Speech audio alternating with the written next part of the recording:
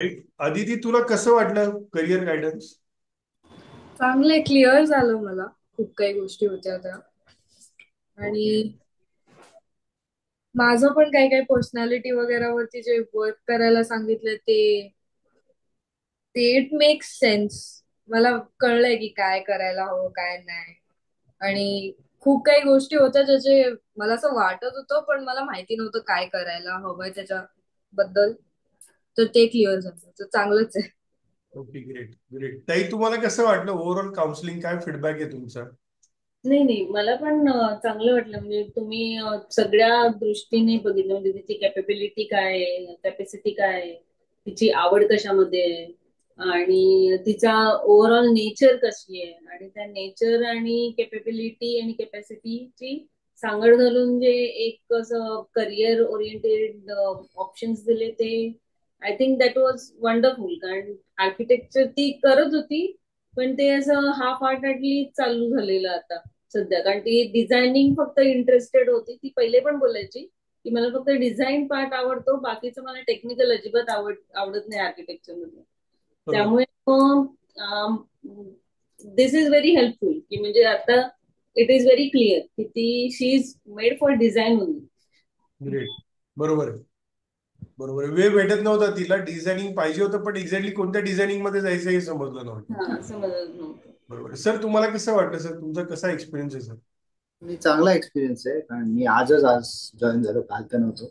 पण ओव्हरऑल ते तुमचं पॅटर्न होतं आणि त्याच्यातनं जे रिझल्ट आले आहेत, आणि मेन म्हणजे तिच्या बरोबर ते मॅच होत आहेत, जे तिचं पोटेन्शियल आहे त्याबरोबर. So I think exam is also त्या डायरेक्शनने तुम्ही म्हणजे घेतली आणि गाईड केले. सो व्हॉट एव्हर तुमची एक्झामची मॅपिंगची पद्धत आहे, that I think it's good. कारण ती ऍक्च्युली तिच्या जे पण तिच्या कॅपेबिलिटीज आहेत किंवा तिचे जे लाईक आहेत त्याच्याबरोबर मॅच आहे. So I think it's good.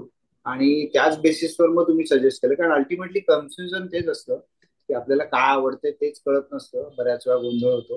पण एकदा क्लिअर कट आलं की हे आहे बाबा तुमच्या समोर, तुमचा मिरर ठेवला की देन यू आर क्लिअर की बाबा हा हे असं आहे आणि त्या डायरेक्शनने झालं, विच इज गुड थिंग.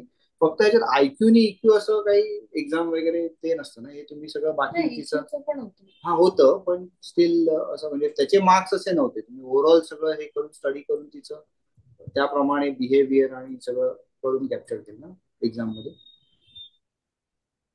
बरोबर आहे, सर. नाही नाही, सायंटिफिक प्रोसेस आहे, सर, एकदम.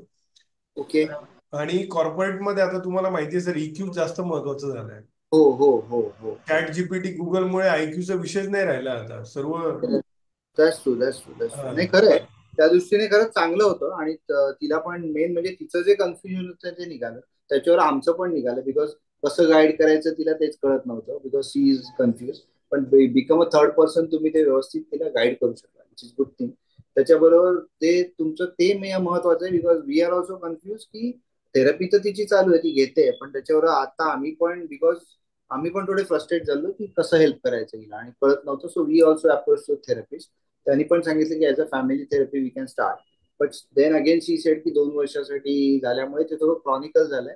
सो मे बी मेडिसिन्सची गरज आहे. पण व्हॉट यू सेड की विदाउट मेडिसिन ह्या जर बाकीच्या गोष्टी केल्या तर आरसीए म्हणजे त्याच्या बेसिसवरती काम होऊन इम्प्रूव्ह होईल, which is good thing.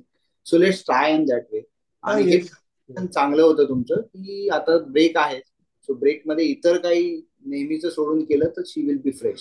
So I think let start. जे तिला आवडतं त्याच्यावर थोडंसं काम करू दे, सो मोटिवेशन पण होईल आणि ती त्याच्यातनं बाहेर येईल. So let hope for that. Yes, sir. Thank you in that way.